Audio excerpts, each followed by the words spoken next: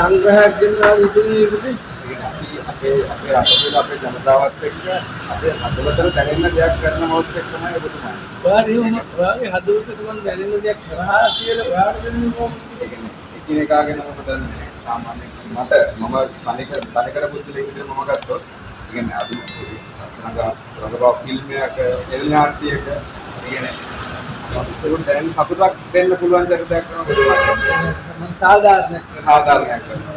අත අයියා දරුවෝ මම ආතේ. අපරා අපරා විතාකලා මම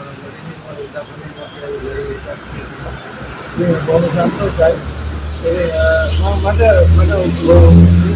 කියන අපි දුව මේ ළඟදී ජීවිතේ දුව මම බෑන කරනවා. ඔයාට ලෝකෙ මාතරේ ඔයාට අදිරිත් නැහැ. හරි. හරි. වත් ආදී වගේ කියන මම සෞතිස්ත. හරි. මම දෙකම අපිට සංග්‍රහ කරා මොකද දැකලවත් නැහැ.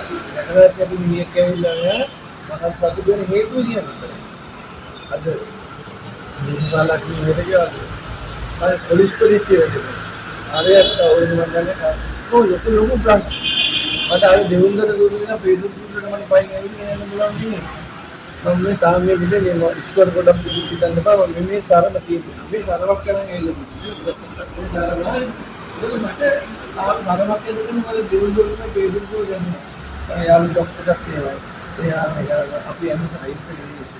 මට පාතාල කාර්යයෙන් මට කවුරු දරුවෙක් පඩාගෙන ඉල්ල පවුලක් කඩාගත්තා කරා කියලා කරුවේ දරුවෙක් ඉස්සයක් මත නෑ එන්න දැන් මේ ගේදස් මුදුත් නැති අහිංසක නියෝගී ඒකේ මම තනියෙන් කාම ඒක කියන්නේ එයා වගේ කට්ටිය ආදරය ආගමනේ කරේ දිනවා ඔයගොල්ලෝ ඒ කට්ටිය ඔයාලේ තව පොඩ්ඩක් ඉන්නවා පොඩ්ඩක් ජනතා ඕනෙම දෙයක් මට අන්නෝන අපි මම කියන්නේ මොනෝගේ කරන්නේ ඒ ආදරය මම දැක්කා අපි තරහලෙන් අධිශ කාලයක් යනවා